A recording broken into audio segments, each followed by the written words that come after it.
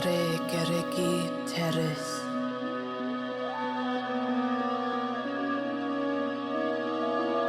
Gorwello in uncle a credd. It reminded me of Terrence Malick's work. I thought what you did really effectively was you made the water its own character. And I think, through all of the different camera angles that you used and sort of the different textures and movements that you captured of the water, we saw so many sides of it, and we saw just so many different things that it could do, and it made us feel a lot of different ways. I also thought what was really effective was that the whole beginning was just the water before you introduced any other characters, because it showed me sort of what the focus of the film was. I was really impressed by its ability to convey this spirit of adventure, as well as it being an ode to the lifestyle of surfing and what that indicates about someone who is really dedicated to it.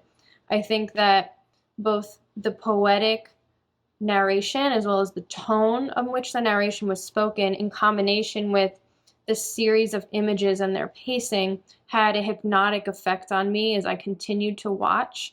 And I think that for me helped to convey this sense of the cyclical nature of leading a life where one truly gives in to the idea of being free and explorative, and isn't so dedicated to that they allow themselves to tap into this sort of inner wildness that I think many of us don't get to experience. And I found that to be a beautiful thing to watch, as well as a beautiful thing to contemplate. It was absolutely mesmerizing. Every element was strong here. The music, the footage, the narrative, they all came together to form something that's really artistic and enjoyable to watch. I was absolutely blown away by the translation. The English subtitles were so poetic. I can only imagine what it must be like to hear and understand this in the original language. The images are of salt dogs, which are surfers off the coast of Cornwall, Land's End being one of the most famous of places. And it is filmed, shot by a variety of people and put together. So you get some amazing images. The one I particularly liked was at the end, where it's a picture of the beach from an elevation, and you can see the white, it's in black and white, you can see the white crests of the line of the wave and then the surfers.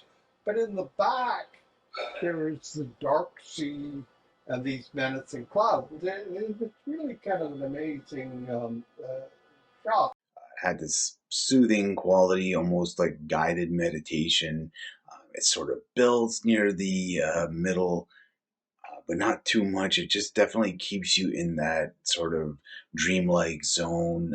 We're treated to some beautiful visuals. The whole thing was really stunning and really well produced and edited.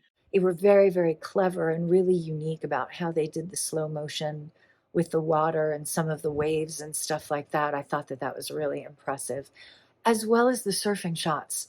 Those were just absolutely incredible. I really, really liked those. It was really well done. The music on this piece, perfect. Really, really perfect. And the voiceover, whoever did the voiceover, I loved the timbre of her voice. They did a great, great job with that. Also, as far as film-wise was concerned, they were clever with some of the shots that they did. They made them look very aged, and then other shots looked very modern, like you were going kind of back in time and then today. This was great. I enjoyed this a lot. Very breathtaking. I loved the imagery, and the music was very kick-ass. That's the best word I can put for it.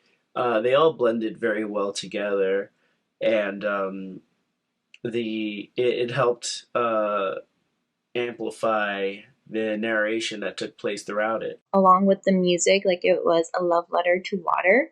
And I liked how the poetry came in towards the end. I think it just pulled it all together, and it was a beautiful reflection on water and the joy and delight that it brings to human life.